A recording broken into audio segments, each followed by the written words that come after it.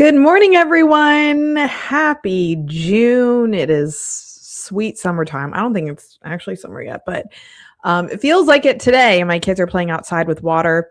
Um, I have like a middle school sweet girl over here right now watching my kids. But I did tell her if she needs anything that she can come in here. So just as a fair warning, we might get a cameo.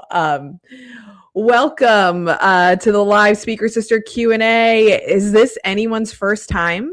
I would love to hear it. And then as we're coming in, I would love to know in the chat, what is one thing you're doing this month, in the month of June, to push your speaking career forward? What is one thing you're doing to push your speaking career forward? I saw a few of you saying that you're working on your like tech and website. Someone has a radio show in here. What's one thing you're doing? We got some first timers. I'm with a speakers bureau. That is awesome. Well, welcome Liz, Marsha. Let's see. Oh, you applied to 3 events. Heck yes. Let's see. Well, Jean, you're in the right place. You can start over at any moment. Sharon is going to be working on her website. Need to push myself through the course, having a bit of writer's block. Totally get that. I'm sure some women in here can relate.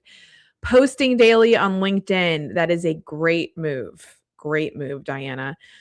Creating website, creating a keynote, let's see, applying left and right, content, guest podcasting. I wonder, did anyone attend? Well, first of all, is anyone in here who attended Mic Drop Live? May was a big month at Mic Drop. And Grateful Goddess, I wonder if you attended our guest podcasting session at Mic Drop Live where we taught you how to do that. I should have had pictures pulled up. I'm sure that there's going to be plenty, or there already has been plenty in the Speaker Sister group, but it was incredible. So thank you to everyone who attended our first Mic Drop Live. It is not going to be our last. Don't worry. We will have more because it was just that good.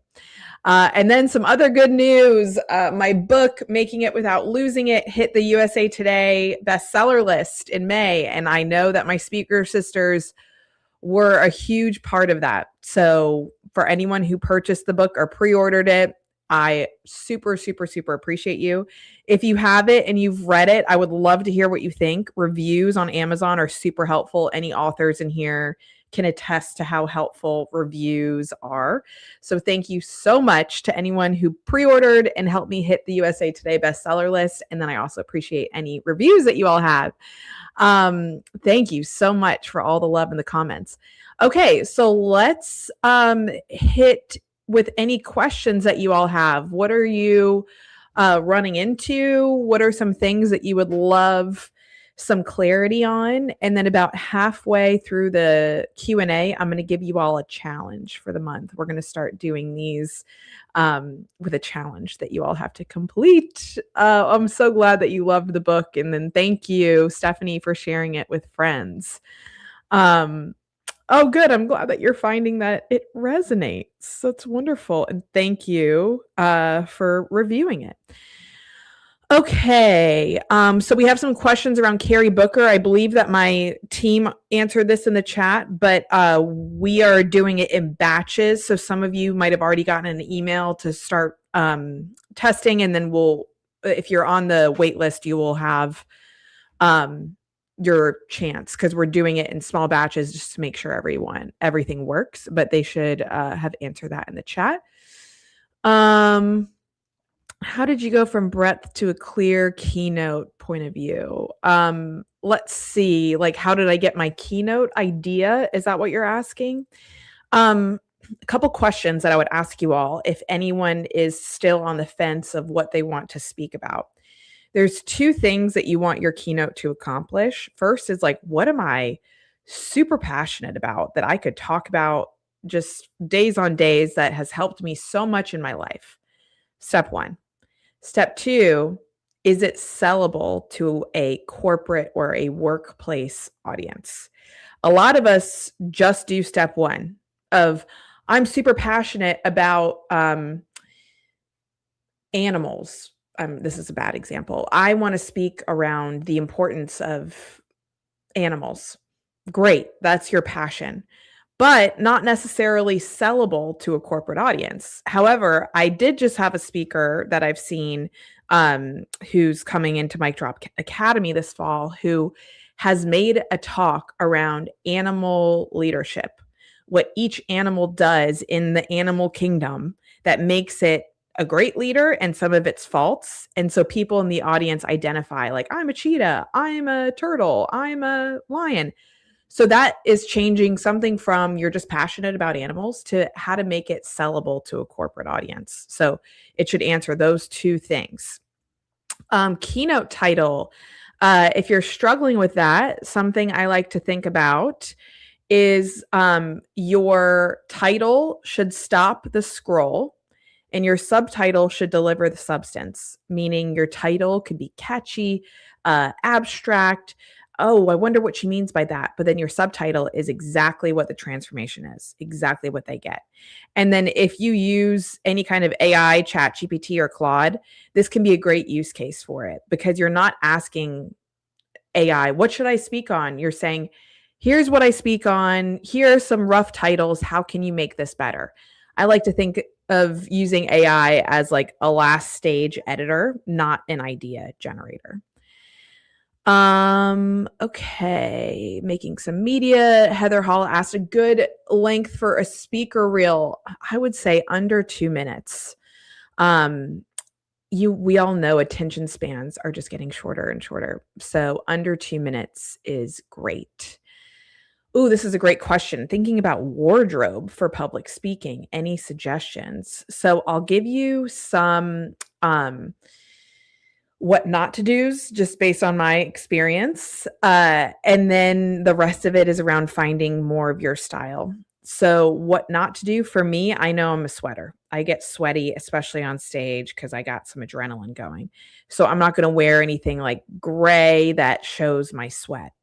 The other thing is like sheer material, like a sheer top can look really great in your hotel room or in your room. And then when you're on like stage with really bright lights, maybe the cami that you couldn't really see or the bra strap is coming through clearly and more clear than what you saw. So I try not to do anything sheer. And then I try to wear things that have more structure to it, that are a little bit more rigid, because if the event has a lapel mic that clips onto your collar and you're wearing kind of like a flowy top, then it's going to just sink down. But the other thing too is a lot of stage backgrounds are like dark, black a lot of times. So pops of color really help, especially in footage and photography, to stand out from that black background. You can even ask the event before. Some events will send you what the backdrop and the stage is. I know for Mic Drop Live, for our speakers who did VIP to get footage and photos, we worked with a stylist and had, okay, here's the backdrop. Here are some colors that would work well with it. So some events can send that to you before, but sometimes black, you just look like a floating head. But otherwise, wear what you're comfortable and confident in. I've kind of given up wearing heels a lot on stage. They just hurt my feet and I don't feel like I can move as well. So I wear like a white sneaker or a loafer. Let's see. Tips for asking people to speak before you feel ready. This is a great question and also can be your biggest advantage. So something that you can do is reach out to a couple people who maybe work for a corporation or have an association they're a part of, or maybe you're a part of a women's group. And Chloe, you can say, hey, I'm in this course, Mic Drop Workshop, and I'm building a keynote. And I'm looking for 3 places to test it and just try it, get feedback. Would your organization be open to that? And when you tell people I'm working on something, I'd love to test it and get feedback. they love being a part of like the first. We were the first people to hear Chloe's keynote and we helped her. And then they're so inclined to help you after that. Let's introduce you to other events. So I would tell people, I'm working on this and I would love to give it and get some feedback. Let's see.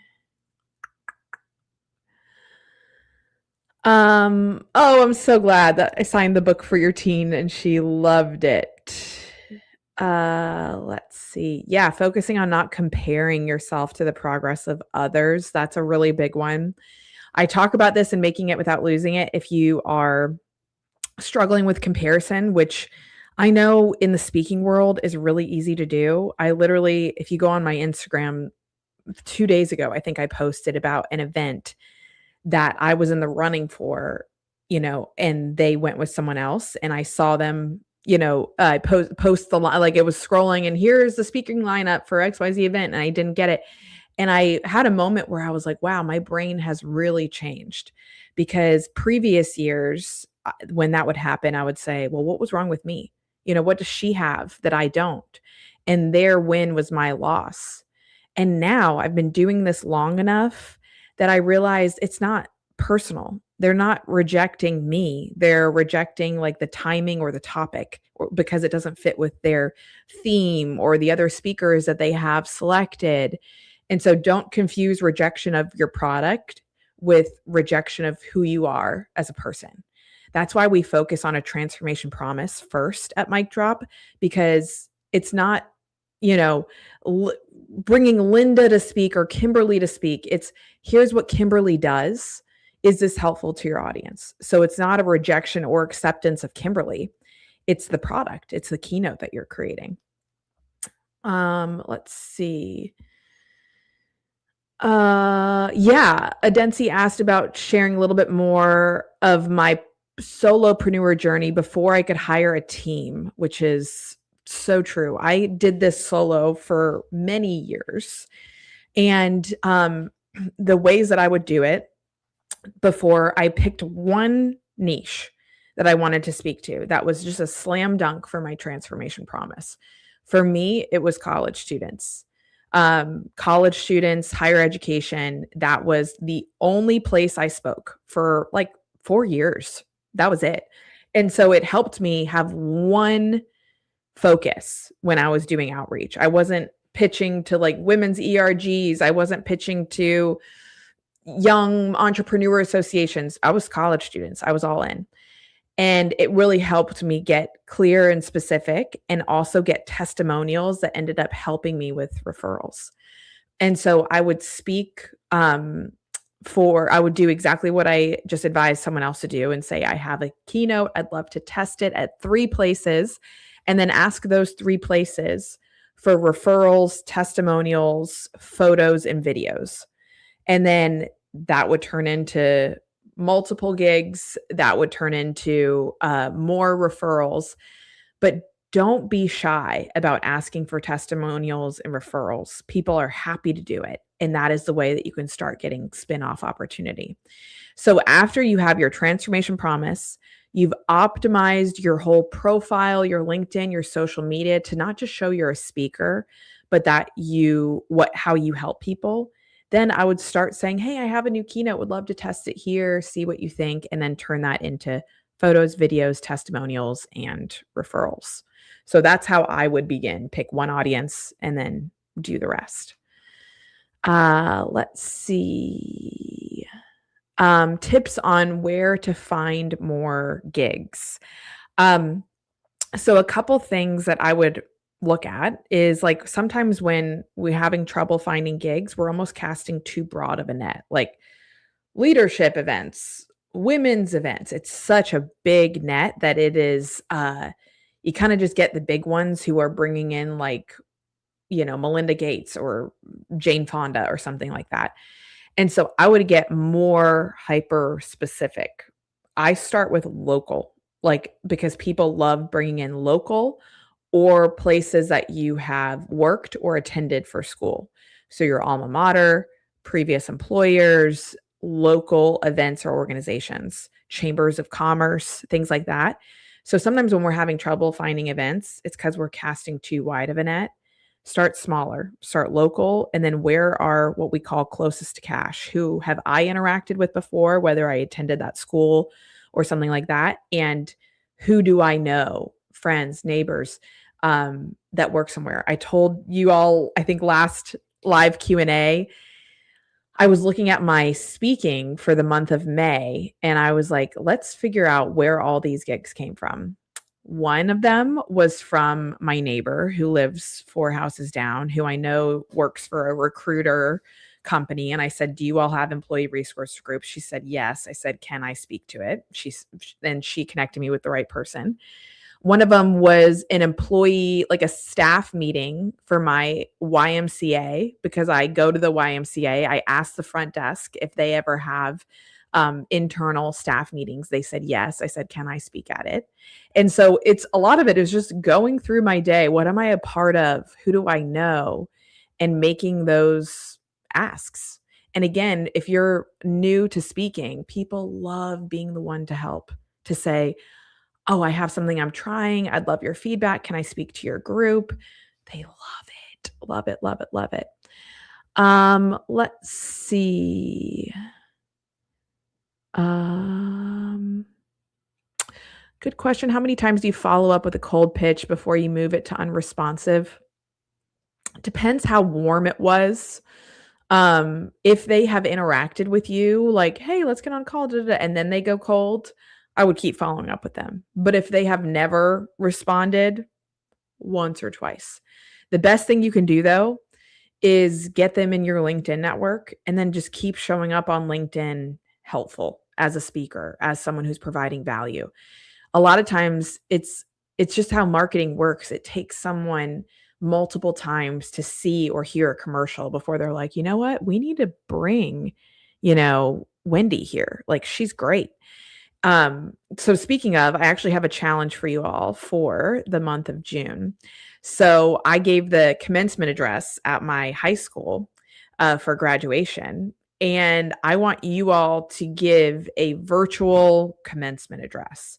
It can be an article, like a text that you write. It can be a video that you record, but I want you to start it with Dear Class of 2026. And then what is it that you want recent grads to know? What do you wish you would have known at that age? What would you have done differently? What are like 3 things that you want the class of 2026 to know? And then tag me and tag Mic Drop in it, because I would love to see it. But commencement addresses, graduations are such a great way for people to know, like, you do this and you have advice and you're a speaker. So your June challenge is to give a virtual commencement address. Okay, let me look back over here.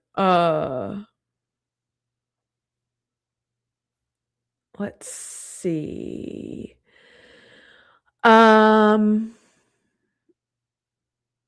How to pitch without getting canceled on Gmail or linked for spam.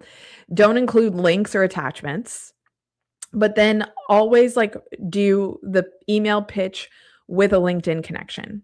Because again, it's 2 ways that you're meeting them, and they want to see you in action on LinkedIn more than they care about the email pitch. So I would do both. I believe my TED topic is more streamlined and focused. Should I stick with this prior to developing a keynote? TED is a great place to start your speaking career. So if you're just like all in on landing your TED talk first, go for it.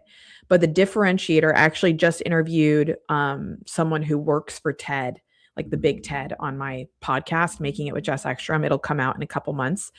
And he said a good differentiator for a TED talk versus a keynote is a TED talk is in service of humanity, and a keynote is in service of like a workplace or an individual. So TED is a much broader sense of like changing the world, whereas a keynote is like workplace, individual, what can we do today? Let's see. If your speech is geared towards women, is it problematic knowing that there will be men in most audiences? As long as you're selling it to women, if it's on your website that this is a women's talk and there are men in the audience, that's totally fine. But if it's sold as a mixed gendered talk and then it's for women, then that's problematic. But I speak at a lot of women's events where men attend, and I love it. More men should attend women's events. Um, and I still give the same talk. Let's see. This is great, guided meditations. If you have something about your talk that is beyond just a keynote, and I don't say just a keynote lightly, but I've had people that are like, I also teach yoga, I do guided meditations, I do performance, singing, like that is great thing to include. People are kind of looking like speakertainment too, where it in makes the audience move or act. And so I would put it as like keynote slash guided meditation. I think that's awesome. Let's see. Most of my work. Oh, what do I mean by referrals? Meaning, let's say you speak at University of Arkansas. You want them to introduce you to University of Florida or any other universities that they have connections with. So referrals is opening the door to other places to speak. Who do you reach out to at colleges? There's a ton of places within universities that book speakers.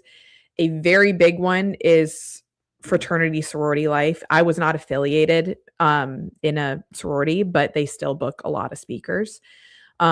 Student life, student affairs, housing, student government, first year orientation, there's a lot.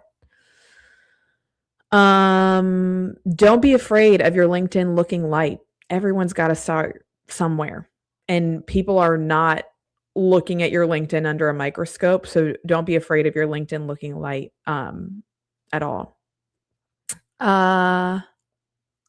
Let's see. Oh, that's awesome. 3 of your gigs are from warm leads. That's great. Someone contacted me after looking at my LinkedIn about an event who wanted me to pay them to appear. Oh my gosh, this happened to me the other day. They're like, "We'd love to have you to speak. It'll be $3,000 that for you to pay." I was like, "Come again?" Okay, so let's talk about that. When you pay to speak, very, very rarely do I endorse this. There have been select occasions where I have paid to speak. One of them being when I was doing college. I spoke at a conference called AFLV where I paid to speak because it was 3,000 college students, all from different universities. So there was a ton of what we call spin-off opportunity. Spin-off opportunity means you are speaking to a room that books speakers, that there are multiple people in there that are looking for speakers. So the only time that I would say, yeah, pay for the opportunity is if it is, it is a room full of people that are actively paying speakers to speak. But I would say a lot of those legitimate ones, like Meeting Planners International or something like that, are inviting speakers to speak at an extremely reduced or free rate, but not at a pay to play kind of rate. Applications are live right now for the International Association of Speakers Bureaus, that they have a showcase that they do, and that you would pay for, but you're in a room of people that book speakers. But I very rarely would say yes to that. I feel weird asking for payment when I've been the one to initiate the "Can I talk to your ERG group?" But should I just see it as a referral photo testimonial? So yeah, I understand when you're like, I was the one who asked for this. If you are asking for it as I'd love feedback, then maybe those first couple are just dry runs for feedback. But I would say it's the same thing as like, "Hey, do you guys need your lawn mowed?" Yeah. Well, that person isn't gonna mow the lawn for free. They're just seeing if you need the service. So I wouldn't be afraid to say, um, like, "And do you have budget for outside speakers?" Or, "How do we make this a win-win?" If they don't have budget, then that's, Lisa, when you would go to referral photos, videos, and testimonials. Let's see. How do you handle it when you're on a call, your price is higher than what their budget is? Couple things. So if you're like, "My fee is 10,000," and they're like, "Well, we only have 5." So you have a choice. You can say, if you have a longer runway, let's say the event is in a year, you can say, "Well, I'd love to help, solidify a sponsor. I could do a luncheon with them. I could do a meet and greet and see if they can get to 10 by, you giving maybe a little bit more of your time for a sponsor." That's like a dream scenario that I would say usually is a little bit hard to do, but always worth the ask. The other things is listing out, and this is on like the gig scorecard in Mic Drop Workshop, the things that are important to you that are non-monetary. So I sound like a broken record here, but footage and photos, very important. Testimonial and referrals, very important. Those things are worth a lot of times more than $5,000, what that gap is. And so you have to decide if that's worth it for you. And if it is, then put that in the contract also as a form of payment, not just like a handshake deal. Some other things that we've asked for in the past is like, they email all their attendees after the event with a link to my podcast or a link to my book. I've asked for extra tickets to the event so I can invite event planners or people to come watch me, and so I make it, more of an audition for myself. So there's always ways that if you really want the gig, that you can meet in the middle with non-monetary, events or non-monetary, things. Sorry, I'm trying to read, and, PowerPoints are not always necessary for keynotes. However, I do really like them, what I talk about in the course for, like, your one-liners for sure. And then, if you're gonna use Talkadot or something that gets feedback, a QR code at the end, you need a PowerPoint for that. So you don't need to be super slide heavy, but I do think that there are specific scenarios where slides really enhance it. But I do have speakers that are super successful that don't use slides at all. They're just like, it's one more thing to worry about, one more thing to go wrong. So, yeah, I either way, but I do think that they can be really powerful. Um, let's see. We'll do one more. Um, speaking to being a video speaker, uh, let's see. I'm an old lady. Jane, you're not, but I have a dynamite subject, wondering if I could develop a speaker plan over sending people a video. Okay, here's the thing. If you're anti-video, speaking is a physical, in-person experience. And they need to be able to see what you're like in that kind of setting. Not even just on stage, but right here. You guys probably, if I was typing answers to all your questions right now, you would have no idea who I am, really what I'm about. But you're watching me on video. And so you probably get the sense of like more of my presence and my persona and my personality. So I would say video, when you can, is important. Doesn't mean that you need to have like a GoPro attached to your forehead at every moment. But if you can get a 1 to 2 minute video of you just speaking, I know that you said you'd rather do like a plan. I think the data shows speakers are 4 times more likely to get booked when they have footage of themselves, because people need to be able to know what they're ordering. If they're spending $5, $10, $20,000, then they need to see, how the steak is medium rare, or well done. That's a bad example, but you know what I mean. Okay. Thank you all so much for hopping in. The team will kind of hang on and answer things in the chat, and we'll be in the Facebook group if you need us. But tag us in your commencement speeches, and we'll see you all in July. Bye, everyone.